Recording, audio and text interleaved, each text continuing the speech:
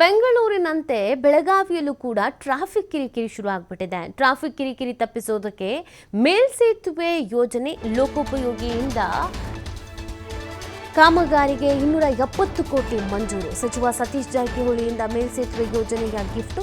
ಮೇಲ್ಸೇತುವೆ ಮಾರ್ಗದಲ್ಲಿ ಬರೋಬ್ಬರಿ 240 ಮರಗಳನ್ನು ರಕ್ಷಿಸಿಕೊಂಡೇ ಮೇಲ್ಸೇತುವೆ ನಿರ್ಮಾಣಕ್ಕೆ ಪ್ಲಾನ್ ಸಿದ್ಧತೆ. ಕಾಮಗಾರಿ ಮಾರ್ಗದಲ್ಲಿರುವಂತಹ ಮರಗಳನ್ನು ಬೇರೆ ಸರ್ಕಾರಿ ಜಾಗಕ್ಕೆ ಶಿಫ್ಟ್. ಮರಗಳನ್ನು ರಕ್ಷಿಸಿಕೊಂಡೇ ಮೇಲ್ಸೇತುವೆ ರಸ್ತೆ ನಿರ್ಮಿಸುವುದಕ್ಕೆ ಸಿದ್ಧತೆ. ಜಿಲ್ಲಾಡಳಿತದಿಂದ ಅಧಿಕಾರಿಗಳಿಗೆ ಸರ್ವೆ ಸೂಚನೆ ಮಾಡಲಾಗಿದೆ. ಮೇಲ್ಸೇತುವೆ ಮಾರ್ಗದಲ್ಲಿ 240 ಮರಗಳು ಬರುತ್ತಂತೆ. ಬಟ್ ಆ ಮರಗಳನ್ನು ಉಳಿಸ್ಕೊಂಡೇ ರಕ್ಷಿಸಿಕೊಂಡೇ ಮೇಲ್ಸೇತುವೆ ನಿರ್ಮಾಣಕ್ಕೆ ಪ್ಲಾನ್ ಮಾಡಿಕೊಂಡಿದ್ದಾರೆ. ಕಾಮಗಾರಿ ಮಾರ್ಗದಲ್ಲಿರುವಂಥ ಮರಗಳನ್ನು ಬೇರೆ ಸರ್ಕಾರಿ ಜಾಗಕ್ಕೆ ಶಿಫ್ಟ್ ಮಾಡೋದಕ್ಕೆ ಪ್ಲಾನ್ ಮಾಡಿಕೊಂಡಿದ್ದಾರೆ.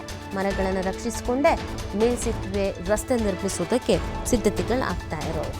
ಜಿಲ್ಲಾಡಳಿತದಿಂದ ಅಧಿಕಾರಿಗಳಿಗೆ ಸರ್ವೆಗೆ ಸೂಚನೆಯನ್ನು ಕೂಡ ನೀಡಲಾಗಿದೆ. ಟ್ರಾಫಿಕ್ ಜಾಮ್ ಕಿರಿಕಿರಿ ಬೆಂಗಳೂರಂತೆ ಬೆಳಗಾವಿಯಲ್ಲೂ ಕೂಡ. ಸೊ ಅದನ್ನು ತಪ್ಪಿಸೋದಕ್ಕೆ ಅಂತ ಈ ಥರದ್ದೊಂದು ಮೇಲ್ಸೇತುವೆ ಮಾಡೋದು ಅವಾಯ್ಡ್ ಆಗುತ್ತೆ ಅಲ್ವಾ, ಸ್ವಲ್ಪ ಮಟ್ಟಿಗಾದ್ರೂ ಕಂಟ್ರೋಲ್ ಮಾಡ್ಬೋದು. ಸೊ ಆ ಹಿನ್ನೆಲೆಯಲ್ಲಿ ಪ್ಲಾನ್ ಮಾಡ್ಕೊಂಡಿದ್ದಾರೆ. ಸುಮಾರು 270 ಕೋಟಿ ಮಂಜೂರಾಗಿದೆ ಅನ್ನೋದು ಗೊತ್ತಾಗ್ತಾ ಇದೆ.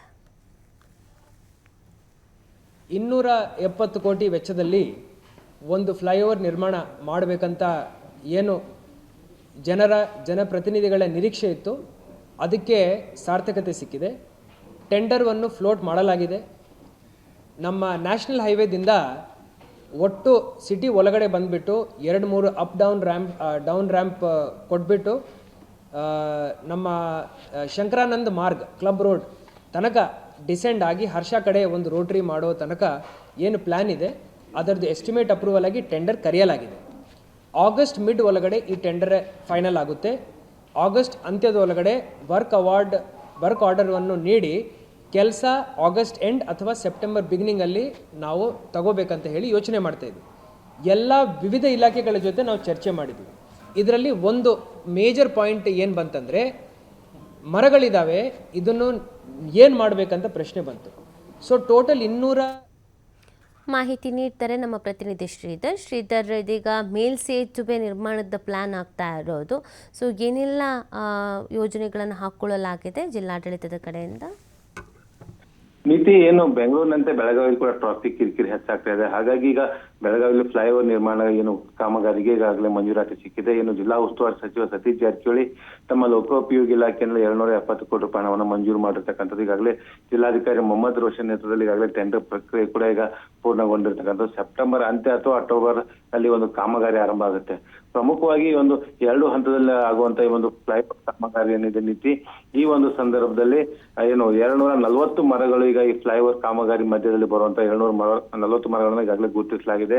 ಲೋಕೋಪಯೋಗಿ ಇಲಾಖೆ ಮತ್ತು ಅರಣ್ಯ ಇಲಾಖೆಯಿಂದ ಈ ಮರಗಳನ್ನ ಕತ್ತರಿಸದೆ, ಅಂದ್ರೆ ಬೆಳಗಾವಿ ನಗರದಲ್ಲಿ ಸೌಂದರ್ಯಕ್ಕೂ ಒಂದು ಯಾವುದೇ ರೀತಿ ಧಕ್ಕೆ ಬರಬಾರದು ಮತ್ತು ಪುರಾತನ ಮರಗಳು ಕೂಡ ಒಂದು ಯಾವುದೇ ಕಾರಣಕ್ಕೂ ಏನು ಕತ್ತರಿಸಬಾರದು. ಆ ಮರಗಳನ್ನ ಹಾಗೆ ಉಳಿಸಿಕೊಂಡು ಜೊತೆಗೆ ಯಾವೆಲ್ಲ ಮರಗಳು ಈ ಒಂದು ಕಾಮಗಾರಿಗೆ ಅಡ್ಡಾಗಿ ಬರುತ್ತೋ ಆ ಮರಗಳನ್ನ ಬೇರೆ ಕಡೆ ಸ್ಥಳಾಂತರಿಸುವಂತ ನಿಟ್ಟಿನಲ್ಲಿ ಕೂಡ ಒಂದು ಯೋಜನೆಯನ್ನು ರೂಪಿಸಲಾಗ್ತಾ ಇದೆ. ಈಗಾಗಲೇ ಏನಂದ್ರೆ ಏನು ಇಲ್ಲಿವರೆಗೆ 120 ಮರಗಳನ್ನ ಬೇರೆ ಕಡೆ ಸ್ಥಳಾಂತರಿಸಬೇಕು ಅನ್ನೋಂತ ಒಂದು ಲೆಕ್ಕಾಚಾರವನ್ನ ಈಗಾಗಲೇ ಏನು ಪ್ರಾಥಮಿಕ ಹಂತದಲ್ಲಿ ಗುರುತಿಸಲಾಗಿತ್ತು. ಆದ್ರೆ ಈ ಸಂಖ್ಯೆಯನ್ನು ಕೂಡ ಇನ್ನೂ ಕಡಿಮೆ ಮಾಡಬೇಕು ಅನ್ನೋ ನಿಟ್ಟಿನಲ್ಲಿ ಈಗಾಗಲೇ ಜಿಲ್ಲಾಧಿಕಾರಿಗಳು ಸೂಚನೆ ಕೊಟ್ಟಿದ್ರಿಂದ ಮತ್ತೊಮ್ಮೆ ಮರು ಪರಿಶೀಲನೆಗೆ ಈಗಾಗಲೇ ಏನು ಅರಣ್ಯ ಇಲಾಖೆ ಅಧಿಕಾರಿಗಳು ಮುಂದಾಗಿರ್ತಕ್ಕಂಥದ್ದು.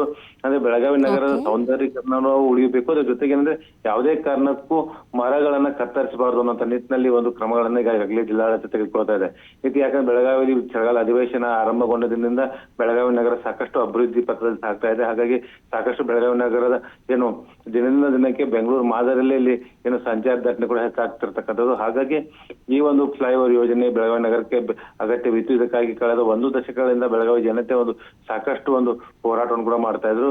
ಈಗ ಲೋಕೋಪಯೋಗಿ ಸಚಿವ ಸತೀಶ್ ಜಾರಕಿಹೊಳಿ ಇರೋದ್ರಿಂದ ಅವರೇ ಜಿಲ್ಲಾ ಉಸ್ತುವಾರಿ ಸಚಿವರಾಗಿರೋದ ಹೆಚ್ಚಿನ ಮುತುವರ್ಜಿನ ವಹಿಸಿ ಈಗ 270 ಕೋಟಿ ರೂಪಾಯಿಯನ್ನು ಮಂಜೂರು ಮಾಡಿರ್ತಕ್ಕಂಥದ್ದು. ಈಗಾಗಲೇ ಟೆಂಡರ್ ಪ್ರಕ್ರಿಯೆ ಆಗಲೇ ಕೊನೆಯ ಹಂತದಲ್ಲಿದೆ. ಏನು ಸೆಪ್ಟೆಂಬರ್ ಅಂತ್ಯ ಅಥವಾ ಅಕ್ಟೋಬರ್ ಮೊದಲ ವಾರದಲ್ಲಿ ಒಂದು ಕಾಮಗಾರಿ ಆರಂಭ ಆಗುತ್ತೆ. ಕಾಮಗಾರಿ ಆರಂಭದ ಸಂದರ್ಭದಲ್ಲಿ ಮೊದಲ ಹಂತದ ಏನು ಯೋಜನೆಗೆ ಅಡ್ಡಾಗಿ ಬರ್ತಕ್ಕಂಥ ಮರಗಳನ್ನ ಬೇರೆ ಕಡೆ ಸ್ಥಳಾಂತರಿಸುವಂತ ಕೆಲಸ ಕೂಡ ಈಗ ನಡೆಯಲಿದೆ.